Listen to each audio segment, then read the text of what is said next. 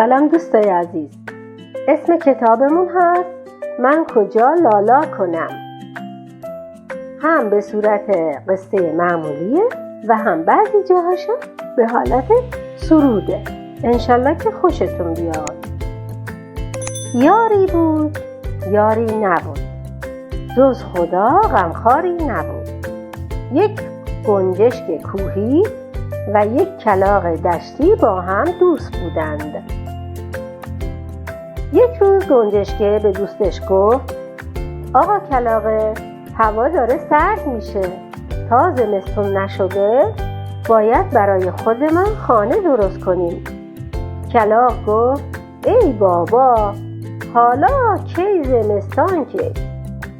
گنجشک کوهی از جا پرید و گفت آقا کلاغه دم سیاهه، زود بجنب که جا میمانی، از زندگی وا میمانی. گنجشک و کلاغ پریدند تا به دامنه کوهی رسیدند. گنجشک کوهی گفت من میروم آن بالا، لای درد کوه خانه میسازم. کلاغ بیابانی هم گفت من هم همینجا رو آن درخت لانه پوشالی میسازم. گنجشک گفت خانه پوشالی نساز، باد شمال میبردش. کلاغ تنبل به حرف دوستش گوش نداد و کار خودش را کرد. یک روز باد شمال آمد و خانه کلاغه را برد.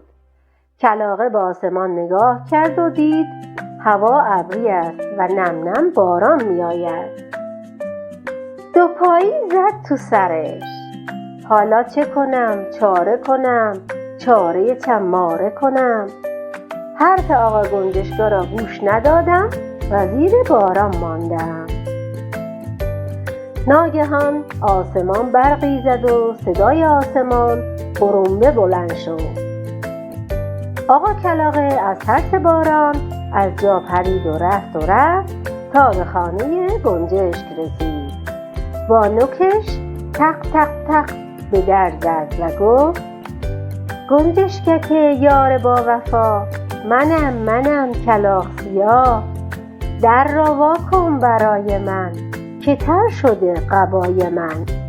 گنجشک گفت خب تر بشه قبای تو، خیس بشه سر تا پای تو. در این شب بارانبار کی گفته بود بیای تو؟ کلاغ حق حق زد زیر گریه. ای یار با وفای من، در را وا کن برای من. خونه من خراب شده، سر تا پام خیس آب شده. گنجشک دلش سوخت، در را باز کرد و گفت زود بیا تو. آقا کلاغه دم سیاه، نگفتمت خانه پوشالی نساز؟ کلاغ سیاه جستی زد و آمد تو. در و دیوار خانه گنجشک را برانداز کرد. با خودش گفت این گنجشک ریزه نیزه چه جای گرم و نرمی برای خودش درست کرده. آن وقت رو به گنجشک کرد و گفت حالا من کجا لالا کنم؟ گنجشک گفت برو روی کیسه زغال بگیر و بخواب. کلاغ سری بالا کرد، پا به پا کرد و گفت واه واه واه، کیسه زغال؟ آنجا که همش سیامیاست، قبای من سیاه میشه. صبح که از خواب پا میشم از تو خجالت میکشم. بگو من کجا لالا کنم؟ گنجشک گفت خب برو روی کیسه آرد بگیر بخواب. کلاغه با ناز و ادا گفت وا، منو کیسه آرد؟ آنجا همش آردی ماردیه، قبای من سفید میشه. صبح که از خواب پا میشم از تو خجالت میکشم. بگو من کجا لالا کنم؟ گنجشک خندید و گفت وای که این آقا کلاغه چقدر خجالتیه. خب برو روی کیسه پیاز بگیر بخواب. کلاغه پیف پیف کرد و گفت واه واه واه، کیسه پیاز؟ گنجشکه گفت خب برو رو کیسه سیب زمینی بگیر بخواب. کلاغه گفت وای منو کیسه سیب زمینی؟ اونجا همش گلی ملیه. صبح که از خواب پا میشم قبای من گلی میشه. از تو خجالت میکشم. گنجشکه گفت برو روی خیک روغن بگیر بخواب. کلاغه گفت وا منو خیک روغن؟ آنجا همش چرب و چیلیه. قبای من چرب میشه. گنجش گفت برو روی خیک شیره بگیر بخواب. کلاغه گفت وا منو خیک شیره؟ آنجا همش چسب مسبیه. قبای من نوچ میشه. صبح که از خواب پا میشم از تو خجالت میکشم. گنجشکه گفت برو رو اجاق. کلاغه گفت وای وای وای آنجا همش جلز ولزه. قبای من جیز میشه. گنجشکه گفت خب بیا روی پای من بگیر بخواب. کلاغه گفت آخ آخ آخ آنجا همش لگد مگده. تن من نرم و نازکه درد میگیره. گنجشکه آخرش گفت خب بیا اینجا کنار من روی کاه نرم پای اجاق گرم بگیر بخواب. کلاغه جستی زد و رفت. سرش را گذاشت بیخ گوش گنجشکه. گفت دوست عزیز دیر گفتی اما خوب گفتی. همینجا لالا میکنم که هم گرمه و هم نرمه. کلاغه توی جای گنجشکه آنقدر غلط و ولط زد که گنجشکه را از جاش کنار زد. گنجشکه هم پرید رو تاقچه. سرش را لای پرش کرد و گرفت خوابید.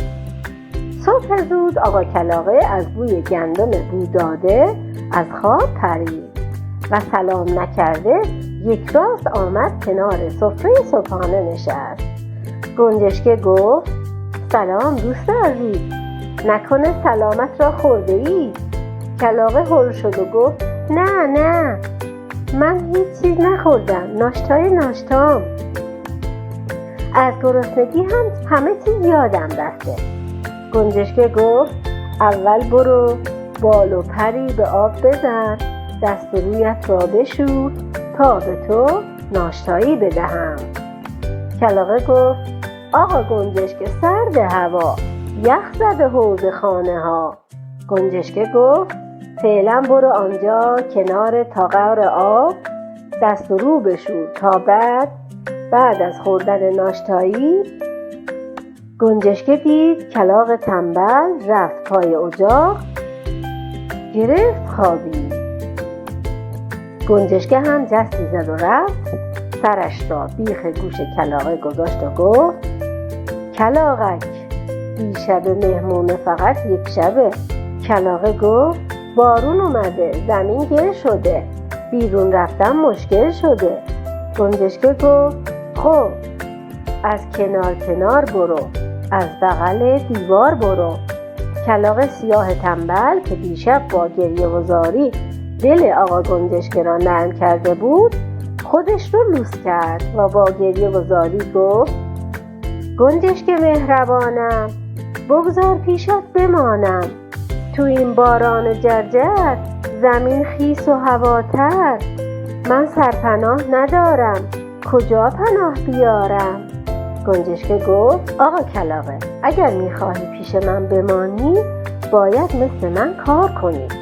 همین حالا از جا بلند میشوی سطل آب را میبری یخهای چشمه را با نوکت میشکنی و سطل را پر آب میکنی و میآوری. بعد هم میروی هیزم میشکنی و یک بغل هیزم میآوری و تنور را روشن میکنی تا من آردها را خمیر کنم و برای صبحانه و نهار و شاممان نان توتک بپزم. جارو پارو هم یادت نرود. کلاغه میگویی؟ گفت اوه چه کارا. نه آقا گنجشکه من نان توتک نخواستم خدا حافظ و پرید و رفت. هنوز 1 ساعت هم نگذشته بود که صدای در خانه آقا گنجشکه به صدا در اومد. ای یار با وفای من، در وا کن برای من غارغار میکنم برات، صبح تا شب کار میکنم برات، از زیر یخ آب میارم، 1 بغل هیزم میشکنم، تنورتم روشن میکنم. آقا گنجشکه آهسته لای در را باز کرد و سطل آب را گذاشت بیرون و گفت ببینیم و تماشا کنیم. در را بست. کلاغه از پشت در فریاد کشید دوست عزیز، بگذار من اول خودم را گرم کنم، بعد میروم آب میآورم و هیزم میشکنم. گنجشکه هم گفت کار بکنی گرم میشی، کنار اجاق تنبل میشوی و از کار و زندگی میافتی. برو کارهات رو بکن و برگرد تا من هم به کارهام برسم. آن وقت دوتایی پای اجاق می نشینیم و نان توتک می خوریم و با هم بازی می کنیم. کلاغ تنبل باشی که دید راه پیش و پس ندارد، دسته سطل را به نوک گردنش انداخت و به طرف چشمه پرید. به یخ چشمه نوک زد و نوک زد تا یخهای چشمه ترک برداشت و آن وقت سطل را پر از آب کرد و برگشت. 1 بغل هیزم شکست. آقا گنجشکه راست میگفت، مگر من از 1 گنجشکه 1 مشتی کمترم؟ الان میروم و 1 خانه چوبی محکم درست میکنم. راستی یادم نرود که بروم و سطل آقا گنجشکه را پس بدهم. آن وقت سطل را به نوک گرفت و 1 بغل هیزم برداشت و روانه بیابان شد. رفت تا برای خودش 1 خانه محکم بسازد و دیگر مزاحم دوستش گنجشکه نشود. انشالله که خوشتون اومده باشه بچه های عزیز. خدا حافظ.